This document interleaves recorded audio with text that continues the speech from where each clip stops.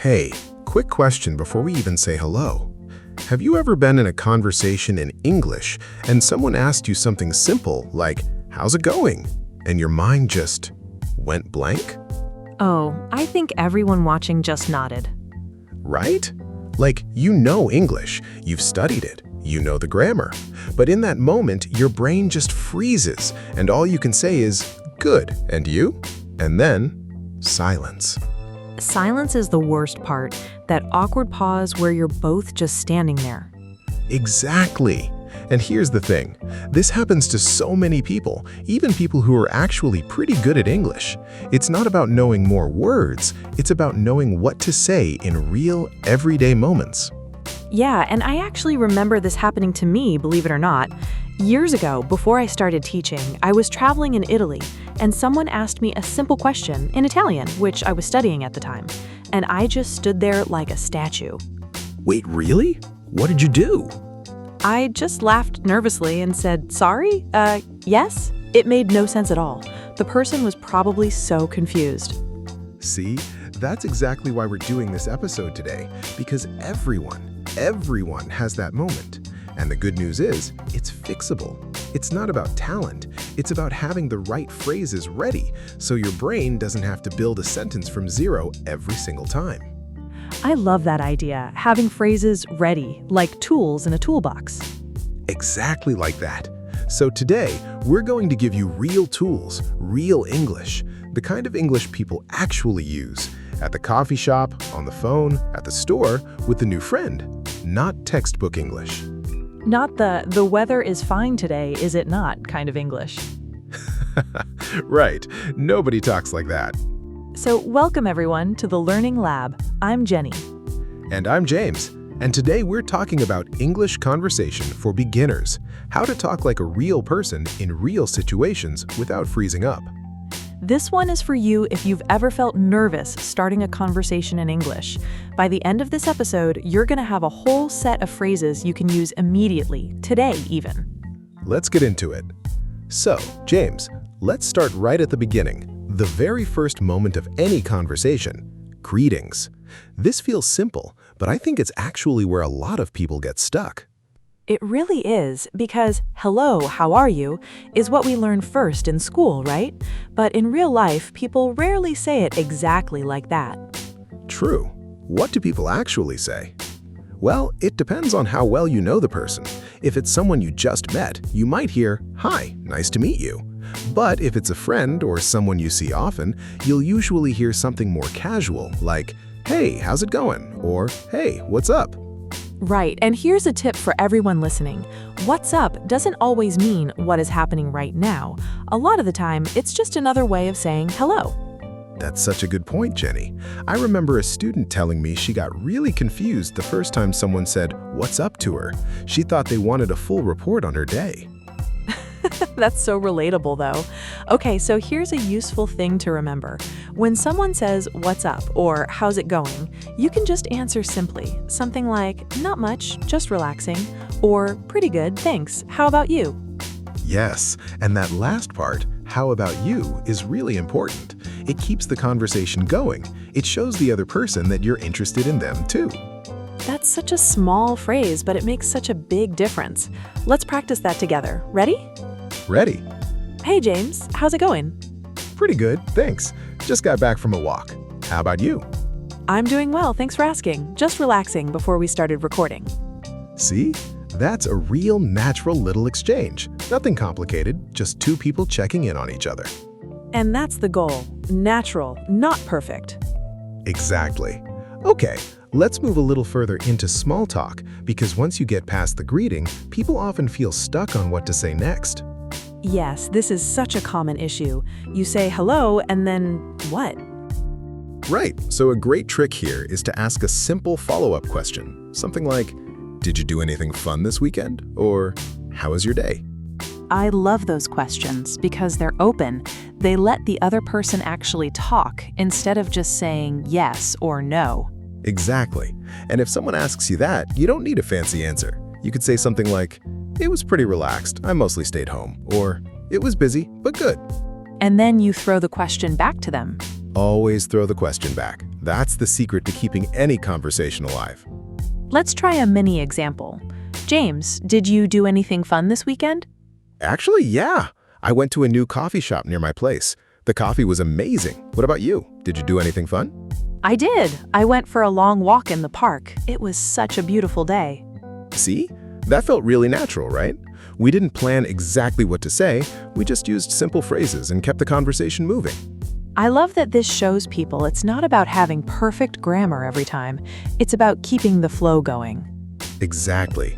Okay, let's move on to something a lot of our viewers ask about: talking on the phone or ordering something, like in a coffee shop or a restaurant. This is a big one because people often feel extra nervous here. Oh, definitely. I think ordering food is one of the most common situations where beginners freeze up. It really is. So let's break it down. When you walk into a coffee shop, usually someone will say something like, "Hi, what can I get for you today?" Or, "What would you like today?" And here's a really useful phrase to answer that. Can I get a, or I'll have a. Yes, those two phrases will get you through almost any ordering situation. "Can I get a coffee, please?" Or, "I'll have a small latte, please." And if you're not sure what to order, it's totally fine to ask, "What do you recommend?" That's such a natural, friendly question. I love that phrase because it also opens up a little bit of conversation with the person serving you. Right, and sometimes they might ask follow-up questions like, for here or to go. This means, are you going to drink it in the shop or take it with you? Good one. And you'd just answer, "For here, please," or "To go, please." Let's try a mini scene. I'll be the customer, you be the barista. Okay. "Hi there, what can I get for you today?"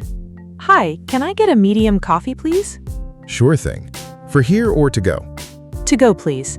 Oh, and what do you recommend to go with it? "We actually have a really good blueberry muffin today." Perfect. I'll have one of those too, thank you. See how natural that felt? Just a few simple phrases and the whole interaction flows. And that's really the goal. You don't need 50 phrases, you need the right 5 or 6, and you need to feel comfortable using them. Exactly. Okay, let's move on to another everyday situation: asking for directions. This is such a common need, especially if you're traveling or new to a city. Oh, this one is important. I think people get nervous because they're worried they won't understand the answer. That's such a real fear. But here's the good news. You can actually control part of the conversation just by how you ask the question. What do you mean? Well, if you ask, "Excuse me, do you know where the train station is?" That's a fine question, but you could also add something like, "Is it close by?" or "Is it far from here?" This helps you get a simpler answer. Oh, that's smart, because then they might just say, "It's close, just 2 minutes that way," instead of giving you a long, complicated explanation. Exactly. And if they do give you a long answer and you don't catch it all, it's completely okay to say, "Sorry, could you say that again a little slower?" People are almost always happy to repeat themselves. That phrase is so important. Could you say that again, a little slower? I really want everyone watching to remember that one. Me too. It's one of the most useful phrases in the entire English language, honestly. Let's do a quick practice. I'll ask you for directions. Go ahead. Excuse me, do you know where the nearest pharmacy is? Yeah, sure. Go straight down this street, then turn left at the second light. It's right next to the bakery. Sorry, could you say that again, a little slower? I didn't catch all of it. Of course. Go straight, then turn left at the second light. Got it. Thank you so much. You're welcome. See, and even in that little scene, you saw how easy it is to ask someone to slow down without feeling embarrassed. Right, and people really don't mind. In fact, most people appreciate that you're trying. That actually leads really nicely into our next topic, making plans with friends. This is something that comes up all the time once you start building relationships in English. Yes, and I think this is where people can have some really fun, natural conversations once they know a few key phrases. So let's say you want to invite someone to do something. What could you say? A really common one is, "Do you want to grab a coffee sometime?" Or, "Are you free this weekend?" I love grab a coffee. It sounds so natural, so friendly. It really is one of those everyday expressions. You'll also hear hang out, like, "Do you want to hang out this weekend?" It just means spend time together, casually. And if you want to say yes, you could say, "Sure, that sounds great," Or, yeah, I'd love to. And if you can't make it, a nice, polite way to say no is, I can't this weekend, but maybe another time? That's such a kind way to say no because it still leaves the door open for the friendship to continue. Exactly. It doesn't feel like a rejection. Let's practice this one too. Okay. James, are you free this weekend? Do you want to grab a coffee? I would love to, but I actually have plans on Saturday. What about Sunday? Sunday works for me. How about 11 in the morning? Sounds perfect. See you then? I love that. Notice how we didn't just say yes or no, we actually worked together to find a time. That's such an important skill in conversation. Not just answering, but actually building the plan together. Absolutely. Okay, let's talk about something a little different now. What to do when you don't understand something, because this happens to every single learner, no matter how advanced you are. Oh, this is such an important topic. I think a lot of beginners feel embarrassed when they don't understand, so they just nod and pretend they understood. I did that so many times when I was learning Spanish. I would just smile and nod and then have no idea what I agreed to. That's such a common trap, but it's actually much better to just be honest and ask for help. So what can people say? A simple one is, sorry, I didn't catch that, or could you repeat that please?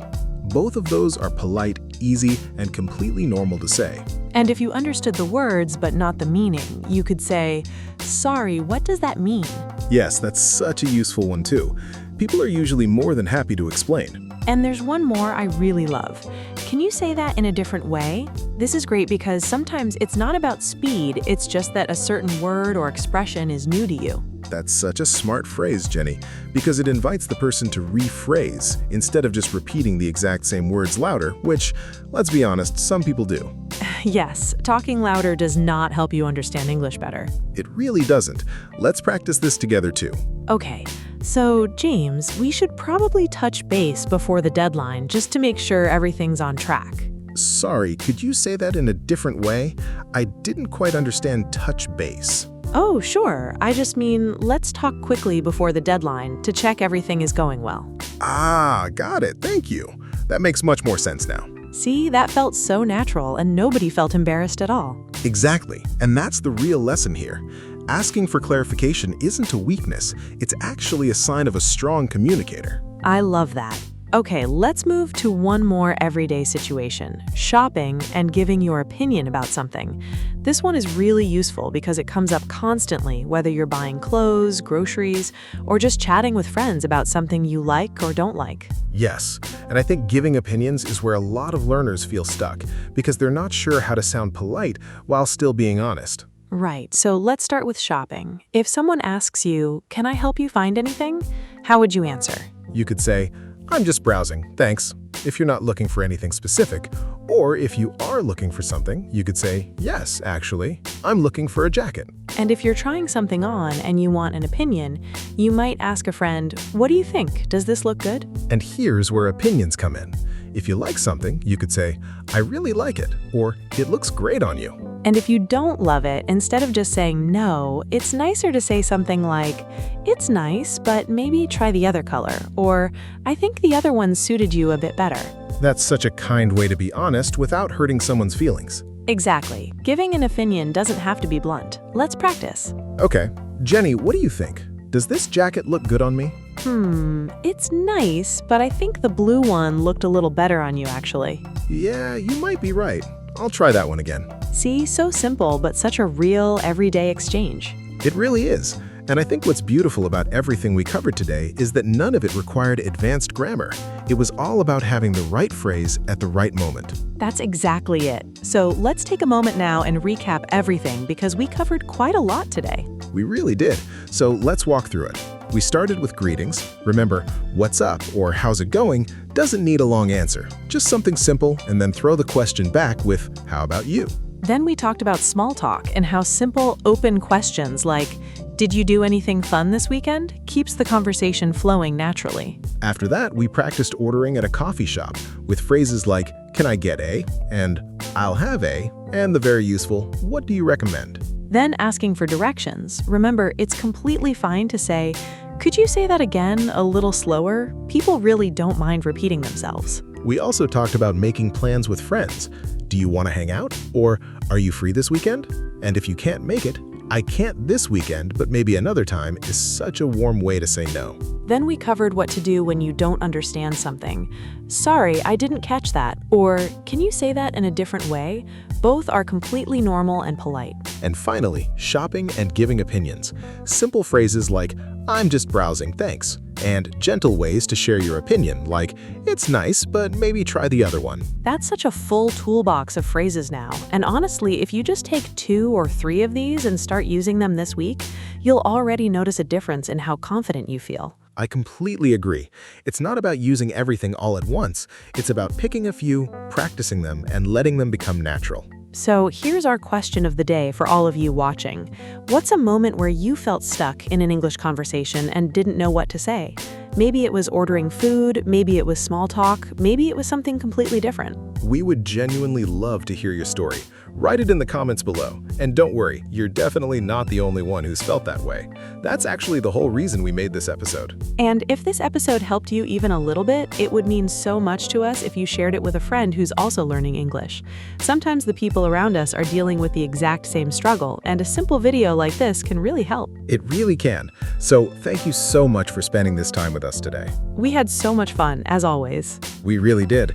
Keep practicing, keep being brave with your English, even when it feels a little scary. And remember, every single person you hear speaking English fluently today was once exactly where you are right now.